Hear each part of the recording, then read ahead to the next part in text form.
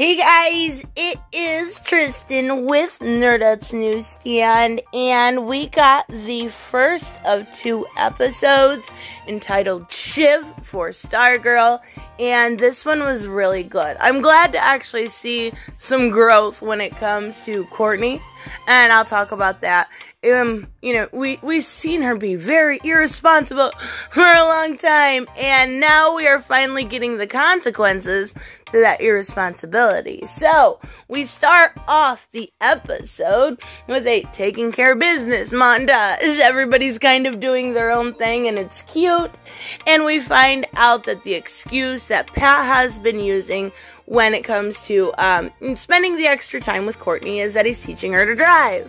Well, Barbara's like, come to me with that kind of stuff, and it's kind of just a little bit of a, eyebrow raiser why they're spending so much time together. Now, we get to see Henry Jr., right? And he is visiting his father, Brainwave, and Cindy walks in, right? The woman he's dating, the horrible, horrible woman he is dating, she is so rude. Like, she just rolls her eye. Oh, the girl is something else. But who will come to as why, but she's a nasty, nasty woman. And then, we get to see Icicle and Barbara. They have a new opportunity for Barbara. And we don't really know what that is yet. I think it'll come more to play later on. Well, it is time for school. And the group is all together. And, we find out that, it's a little bit more about Cindy. This episode, obviously, it is titled Shiv. But, we find out that, her mom passed away when she was in the 4th grade. She is just a terrible, terrible person. No, she has a fight with her friend, about homecoming. And, she runs into the janitor, which I told you last time, was Shining Knight. And, she has no respect for anything. She's really entitled and just your typical, Regina George, mean girl, right? So, Courtney ends up helping the janitor after she runs into him, and, Cindy wants to go to the dance. She goes up to Henry Jr., and he's coming into his powers very slowly, right? He is coming into them, and he can hear her thoughts and stuff like that. So, he says he's not going. He is not going to the dance with her. Go with someone else is basically what he says. And, we see, Shining Knight, the janitor at this point. Basically, we see a sword, which is really cool. And his steed, which I mentioned last time. So we are getting more and more from this character. At the beginning, I was like, what is he doing? Why is he doing it?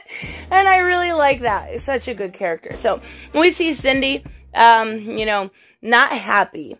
And, she goes to her dad. She kills a drone because she wants to be part of the ISA.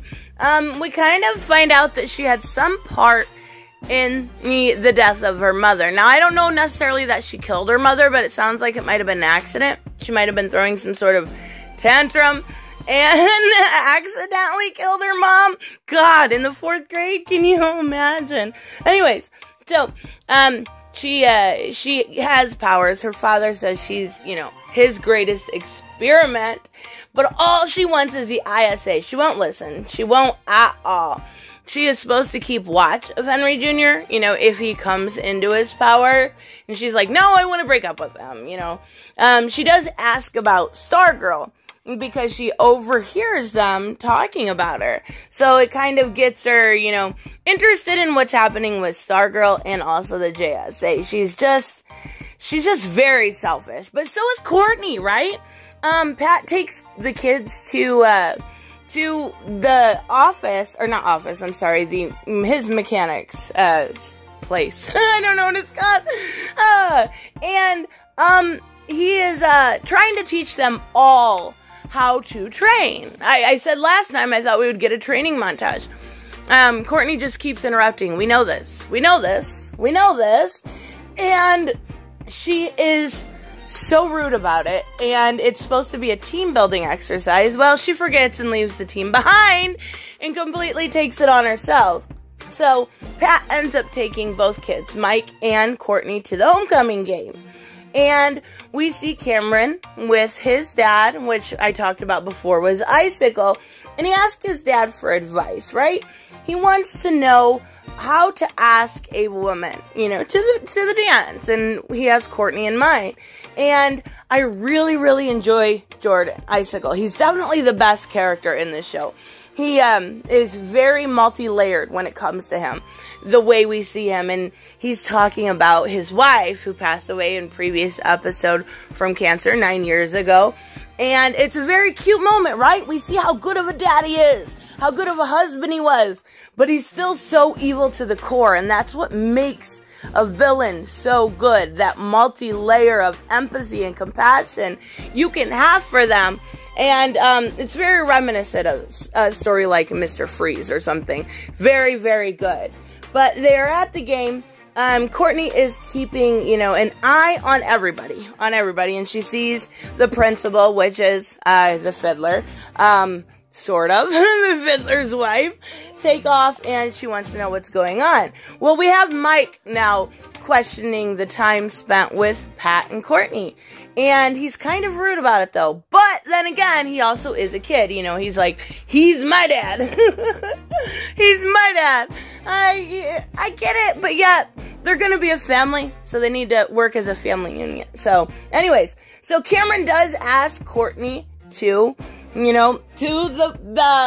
the dance that is coming up, and she had previously made plans with Cindy when they did this experiment in school, because they had to end up working together in chemistry, and she made plans, right? So she was supposed to hang out with Cindy, so she, walks up to Cindy, says she's not going to be able to, keep the plans, and Cindy is not happy. Cindy is not having a good day in this show. Like, everything and everyone is being mean to her, but then again, karma's a bitch. So, she does, Courtney does end up following Principal Bowen and finds this doorway, right?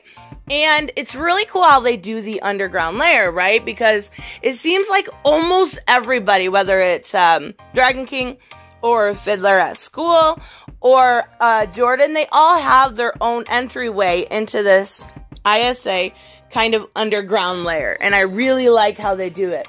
Well, Courtney follows Principal Bowen through hers. She suits up, she goes after him. Yeah, and it's not very smart. We do learn, quite a bit, but now, there's a camera. So Courtney is down there, and we see Cindy, sees this. She sees this. She wants, to be taken seriously. She had this conversation with her dad after killing a drone, and we find out that the person that is her stepmother, who is super afraid of her, is a drone. So, Cindy is in the lair, and she sees Stargirl and the camera. She gets her suit, which her dad previously told her not to touch, and she gets all suited up. So we are going to have the first Shiv on Stargirl fight, and it's really well done. It's really well choreographed. It is finally a Nemesis that is not above Courtney's pay raise, so to speak. So I do like that we're actually getting an actual Nemesis for her. So the attack happens, and Courtney uses her cosmic stuff, and she kind of burns her face. Well, this is a new power for Shiv, because Shiv doesn't have healing powers in the comics, but I was actually surprised to see that they gave that to her. Maybe to make it, make her a little bit harder of a villain. I'm assuming so. But yeah, that's definitely new. So she cuts up her hands. Courtney passes out. The janitor comes in and saves the day. I freaking love him. He's my favorite hero right now, as weird as that is. But, one really cute part is the fact that Courtney is knocked out. We see the staff kind of make its way through, the homecoming game. And we see the staff actually get Pat's attention when he's talking to Crusher. So it's a really nice little cute moment. I love the way they put a little bit of personality into that staff. So Courtney is very hurt. Pat is very worried and finds her and, picks her up, and that's where we end up. And we see, Sir Justin, or Shining Knight kind of looking over them, and he goes, Stripesy? Because he recognizes Pat. So we are going to get a lot more with that character, and it is freaking going so well. Because we finally see an answer to the irresponsibility of Courtney. We finally see this selfishness coming to light, whether it's Cindy or Courtney. They're both very selfish. And we see, finally, some sort of conclusion to what they're going to have to do for the rest of the season to get, working as a team for the JSA and such. But, yeah, we left off with Courtney being, definitely hurt, and we're going to get Shiv part 2. I actually didn't know when I first started talking about Cindy that these episodes had names, so I'm so excited that I was able to look at the rest of them, and, one is actually called Shining Night, and our next one's Shiv part 2, so this episode was so good, though. Like, I really enjoy this show. It is my favorite show right now, and it's definitely not probably made for me, but I absolutely love it. It's definitely for kids. And I'm like, I can't wait for the next episode. It's so good. Anyways, of course, let me know if you guys checked out this episode or if I missed any Easter eggs. It didn't seem like there was near as many this time. This episode was pretty straightforward, so definitely enjoying the show, though. Let me know what you guys think, of course, and I will see you in the next one. Bye-bye.